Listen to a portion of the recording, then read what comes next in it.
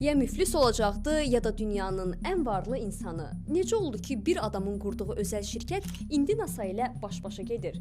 Bugün Elon Musk'ın SpaceX üçün atdığı ilk riskli addımdan sonra nələri mümkün etdiyindən danışacağım. PayPal 2002-ci ildə eBay tərəfindən 1,5 milyard dollara satın alındıqda ən böyük səhmdarlarından biri olan Musk satışdan təxminən 165 milyon dollar gəlir əldə etmişdi və bundan sonra aldığı risklər hazırda onun dünyanın ən varlı insanı olmasına səbəb oldu.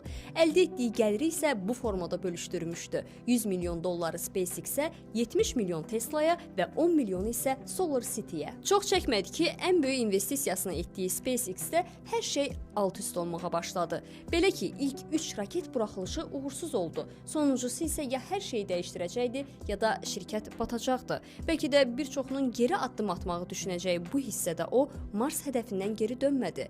Nəhayət 4-cü raketdə missiyanı uğurla həyata keçirən SpaceX hazırda 400 milyard dollarlıq şirkətə çevrilib və son illər ərzində yüzlərlə raket buraxılışı həyata keçirib. Hətta göndərilən Falcon 9 raketlərinin boosterlərini, yəni ilk pilləsini geri qaytararaq yenidən istifadə edirlər. Eyni zamanda şirkət tamamilə təkrar istifadə edilə bilən Starship raketini də sınaqdan keçirir ki, bu da kosmos səyahətlərinin xərcini kəskin şəkildə azaltmağa hədəfləyir. Bütün bunlarla kifayətlənməyən Musk Starlink layihəsi ilə dünyanın ən böyük peyk şəbəkəsini quraraq telekommunikasiya sahəsində də inqilab eləyir. Bəs sizin Elon Musk haqqında fikirləriniz nələrdir? Onun yerində olsaydınız bu riskləri ala bilərdinizmi? Azersel'in təqdimatında daha çox maraqlı faktlar öyrənmək üçün kanalımızı izləməyi və fikirlərinizi şərh bölməsində yazmağı unutmayın.